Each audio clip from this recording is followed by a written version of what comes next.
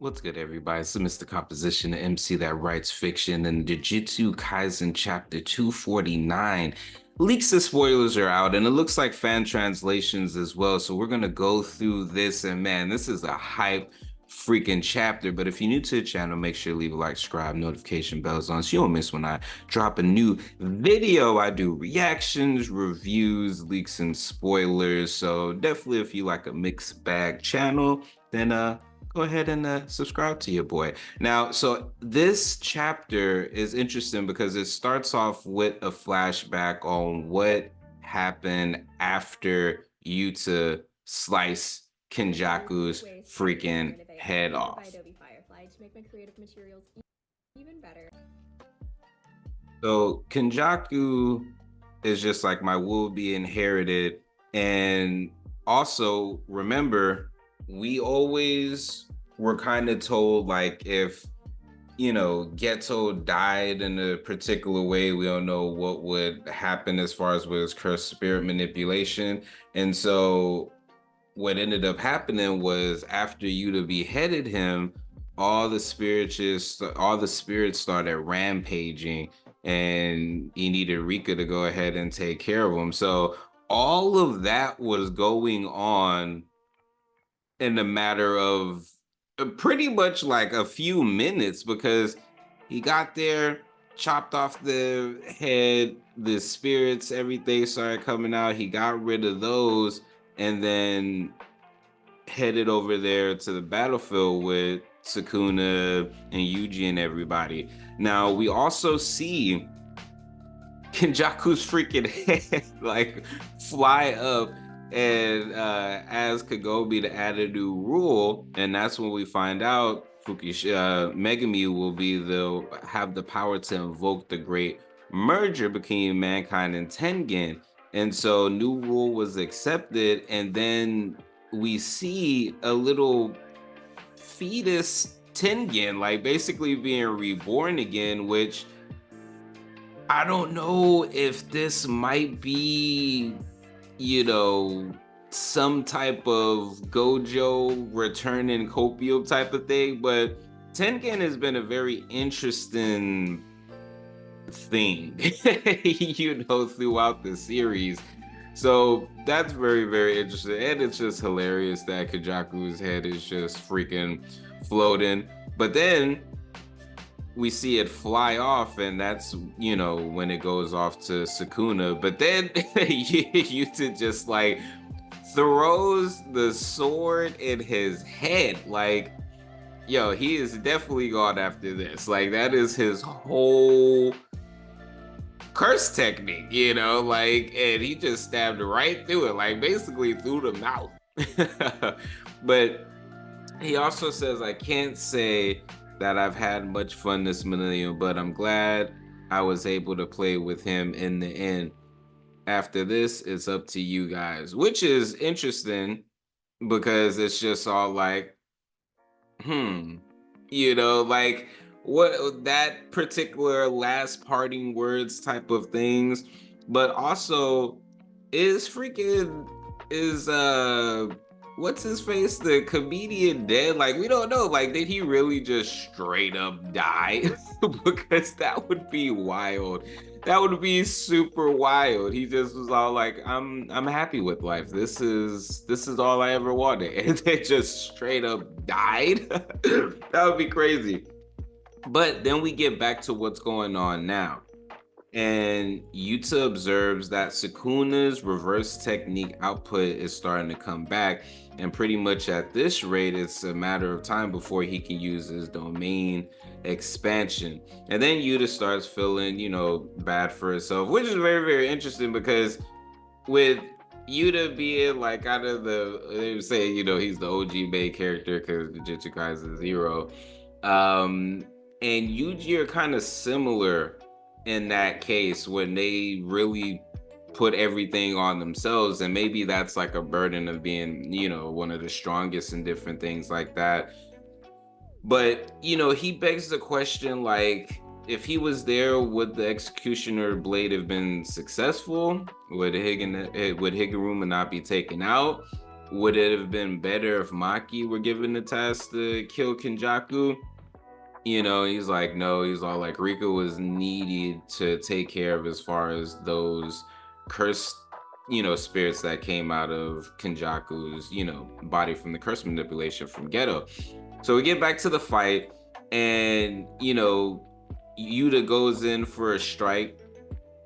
Sukuna grabs it, and then he's all like, he covered himself with small blades like a chainsaw to hold the katana without touching it, which is crazy. It is crazy that he was able to do that. Then we get Yuta straight up throwing body shots, man. Body shots at him. And I think he ends up taking the sword back, which is very, very interesting. And then, so he's doing this 2 versus 1 where we got Yuta going in, and then we got Rika. She has a whole like trade or ability, like and we get these really cool sequences as far as between the 3 of them going at it, and we get some more inner dialogue with Yuta. And honestly, this is almost giving me Death Flag, whatchamacallits, because it's not like we got like a super flashback, so maybe Yuta might get very, very hurt, but I don't know. This inner dialogue is very, very interesting. Let me know in the comments what y'all think that is possibly meaning. But then this is like the hypest part, I think, of the whole chapter. We get to see Yuta's freaking domain expansion. True love. And Sukuna's like doing this hollow wicker basket, and we see what's interesting is the fact that there's all of these swords. So that's how they're growing so fast. They're hiring freelancers. And I thought that was very, very interesting. But seeing Yuta's domain expansion, and he goes in as far as with back and forth between punches and having swords, but then he does a thin icebreaker that he ended up copying from what's his or her face, Ori Ube or whatever, and that is crazy. And so Sukuna's like, I see now, so this is the next plan that these guys cook. He says, from Megumi's memories, I've identified that the spirit-possessing kid's curse technique is copy. The sure-hit curse technique that bestowed on the domain is forcing me to continue to use Hollow Whisker Basket as a countermeasure. This is preventing the use of half of my arms and mouths. And with that, attacking me with the unlimited curse technique copy that likely only activates inside the domain. Then there's, we got her with the fist. The brat strikes that grab the souls to tear apart the bodies of myself and Megumi. The new and old sorcerer both strike together. I'm glad you've been given a role to play.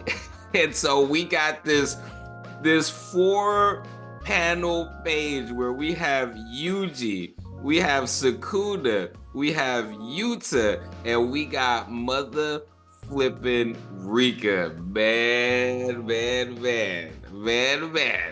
This is so dope. So just looking at everything, I'm just all like, man, is this really about to be it? Like, are they about to go for the kill type of thing?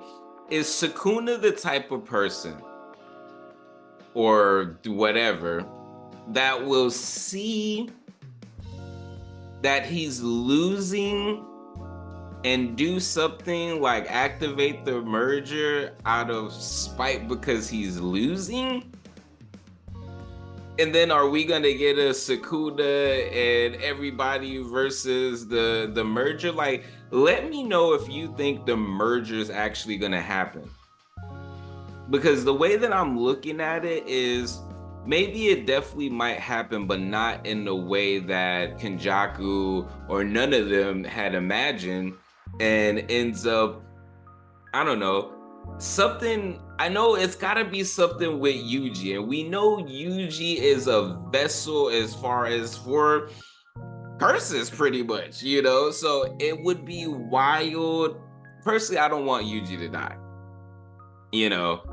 But it would be wild if that ended up happening. Yuji ends up being the vessel for this merger, and then someone does something that's able to take care of the merger, but it also kills Yuji in the same thing. You know, I'm not sure. This is good. This is good, but it can go any way at this point. But anyways, guys, let me know what y'all think in the comment section. It's Mr. Composition and MC that writes fiction, back at it with another spoiler slash review video because it came out like the same day. But we'll get the official review when the official chapter comes out. Make sure to like, subscribe, notification bells on so you don't miss when I drop a new video. And make sure to check out the description section for my new album, Tame Chaos, and my books and comics. Go ahead and support your bro. Anyways, guys, peace.